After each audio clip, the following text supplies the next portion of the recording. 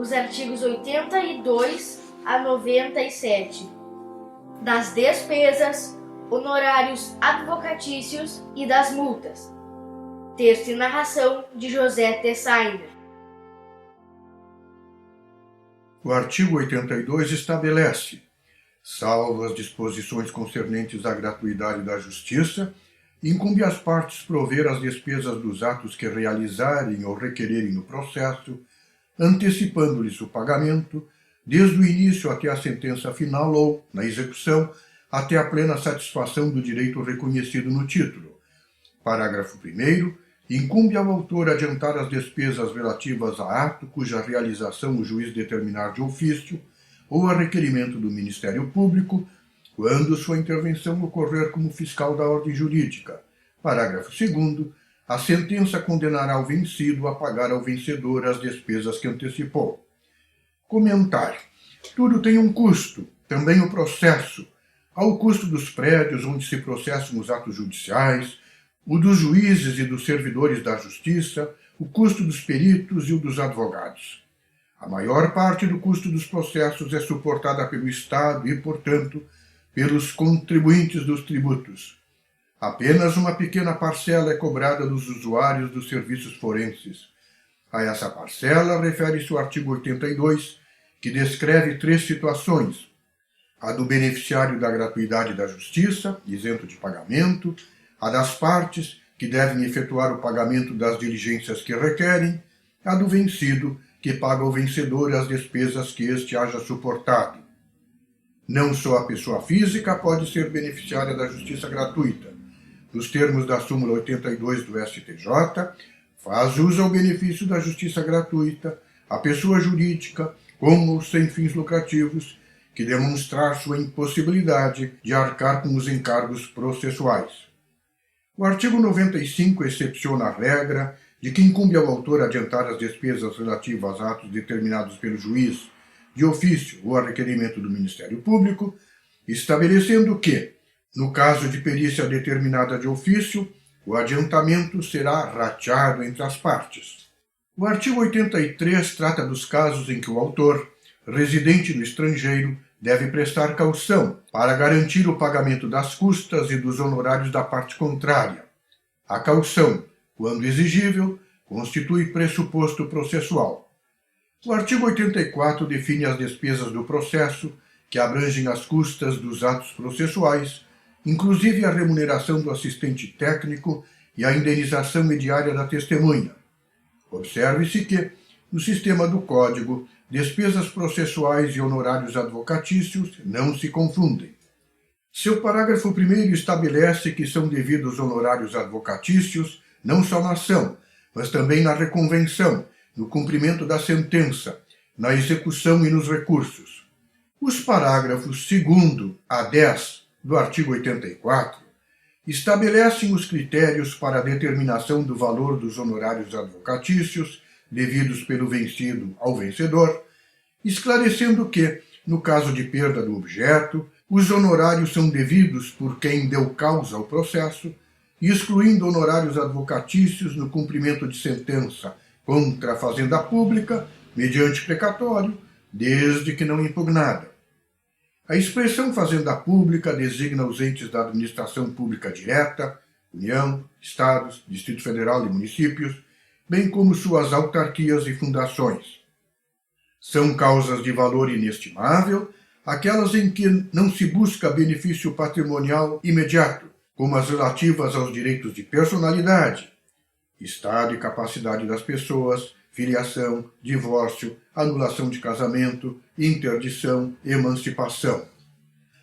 O parágrafo 11º do artigo 84 possibilita a majoração, no recurso, dos honorários advocatícios devidos pelo vencido, observados, porém, os limites estabelecidos para a causa, o que deverá levar os juízes de primeiro grau a não os fixarem no valor máximo permitido, exatamente para que possam ser majorados em caso de recurso. O dispositivo incide somente no caso de não ser conhecido ou de ser improvido o recurso interposto pelo vencido. Quem venceu no primeiro grau de jurisdição, por suposto, não foi condenado em honorários advocatícios e, se vencido no segundo grau de jurisdição, não sofrerá majoração de inexistente condenação em honorários, o que não impede o tribunal de, ao fixar o valor dessa condenação, levar em conta também o trabalho desenvolvido pelo vencedor com o recurso. O parágrafo 12º do artigo 84 esclarece que a condenação em honorários advocatícios é cumulável com outras condenações. O parágrafo 13 do artigo 84 manda acrescer ao principal devido pelo réu as despesas processuais e honorários advocatícios a que seja condenado na subsequente execução. Os parágrafos 14 e 15 do artigo 84 esclarecem que os honorários decorrentes da sucumbência constituem direito do advogado ou da sociedade de advogados da parte vencedora, tendo natureza alimentar e gozando dos privilégios outorgados ao salário dos empregados. No caso de sucumbência parcial, não cabe compensação de honorários, pois devidos a credores distintos. O parágrafo 16 do artigo 84 declara devidos juros moratórios sobre os honorários advocatícios, contados, no caso de condenação em quantia certa, desde o trânsito em julgado da decisão. O parágrafo 17 do artigo 84 esclarece que são devidos honorários advocatícios ao advogado que atue em causa própria. O parágrafo 18 do artigo 84 permite que o advogado reclame por ação própria os honorários advocatícios, se omissa a sentença, o que era negado pela súmula 453 do STJ. O parágrafo 19 do artigo 84 deixa certo que os advogados públicos podem fazer jus aos honorários da sucumbência na forma estabelecida na lei própria. O artigo 86 trata da divisão proporcional das despesas processuais no caso de sucumbência recíproca. O artigo 87 trata da divisão das despesas e honorários advocatícios nos casos de litisconsórcio. Os artigos 88 e 89 dispõem sobre o rateio das despesas, respectivamente, nos processos de jurisdição voluntária e nos juízos divisórios sem lide. O artigo 90 dispõe sobre as despesas processuais e honorários advocatícios nos autos de autocomposição, a saber, nos casos de desistência da ação, renúncia do autor ao seu direito, reconhecimento pelo réu da procedência do pedido e transação. O artigo 91 trata das despesas dos atos processuais requeridos pela Fazenda Pública, pelo Ministério Público ou pela Defensoria Pública, que serão pagas ao final pelo vencido, e das perícias requeridas por entidade pública.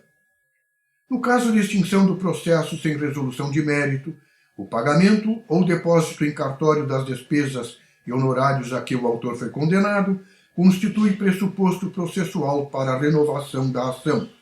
É o que decorre do artigo 92. O artigo 93 estabelece que as despesas decorrentes do adiamento ou repetição de atos ficam a cargo de quem, sem justo motivo, lhe haja dado causa, inclusive o juiz. Observa Carreiro Alvim que dificilmente o juiz vai condenar a si próprio. O artigo 94 dispõe sobre as custas devidas pelo assistente, quando vencido o assistido. O artigo 95 trata do adiantamento dos honorários do perito e do assistente técnico. O artigo 96 estabelece que o valor das sanções impostas ao litigante de má-fé reverte em favor da parte contrária. O valor das sanções impostas aos serventuários pertencem à União ou ao Estado. Finalmente, o artigo 97 permite a criação de fundos de modernização do Poder Judiciário, beneficiários dos valores das sanções pecuniárias processuais destinadas à União ou aos Estados. Fim deste episódio. Até o próximo!